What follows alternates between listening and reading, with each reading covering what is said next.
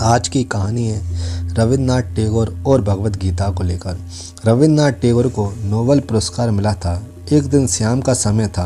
वे बड़ी मस्ती में जा रहे थे। पड़ोस में एक बूढ़ा चबूतरे पर बैठा था। रविन्द्रनाथ ने उससे कहा, मैंने गीतांजलि लिखी है, उस पर मुझे नोबेल पुरस्कार मिला है। बूढ़े ने निहारा, बोला, अरे तू गीता को जानता है, ईश्वर को जानता है, गीता को जानता है। मेरे दार्शनिक चिंतन पर आधारित गीता के संग्रह के लिए तो मुझे नोबेल पुरस्कार मिला है। नोबेल पुरस्कार पा लिया तो क्या बड़ी बात की, गीता को, ईश्वर को तो तू जानता नहीं। टैगोर लिखते हैं कि उस बूढ़े व्यक्ति ने मेरे मान बढ़ाई अहम के नशे को चकनाचूर कर दिया। लगा कि कहाँ इसके दर्शन हुए। इतने लोग वाहवाही कर रहे थे, इतना यश हो रहा था, बड़े बड़े वायसरायों के द्वारा सम्मानित हो रहा था। और उस बूढ़े व्यक्ति ने कुछ गहरी आवाज़ से कहा कि अरे दार्शनिक, गीता को लिखना जानता है, परंतु क्या तू गीता जानता है? गीता को तो जानता नहीं, दार्शनिक साहित्य क्या लिखा? सिर चकराने लगा। उसके शब्दों में गहरी चोट थी। सोचा उसके पास जाना उचित नहीं था, वहाँ रुकना उचित नहीं था, पर अब ये शब्द दिमाग से निकले कैसे? सोंग तो मज़े की नींद न आए। उस अनपढ़ वृद्ध व्यक्ति ने रविन्द्रनाथ टैगोर के रोम रोम को झंझोर दिया।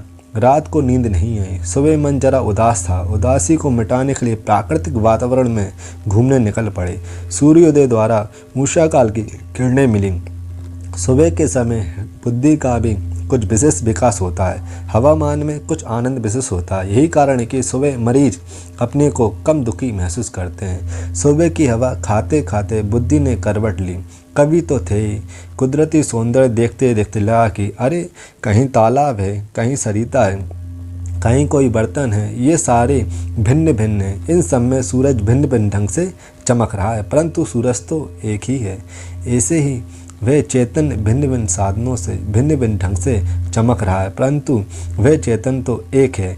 इन विचारों में रविन्द्रनाथ टैगोर जी शांत हो गए, मौन हो गए। सब में एक, एक में सब, ऐसा विचार करते करते निर्विकार अवस्था में अपनी में पहुंच गए। फिर जो विश्रांति मिली, जो आनंद व चेतना आई, जो अपनी गरिमा पता चली, उससे आंखों में कुछ और खुमानी आई।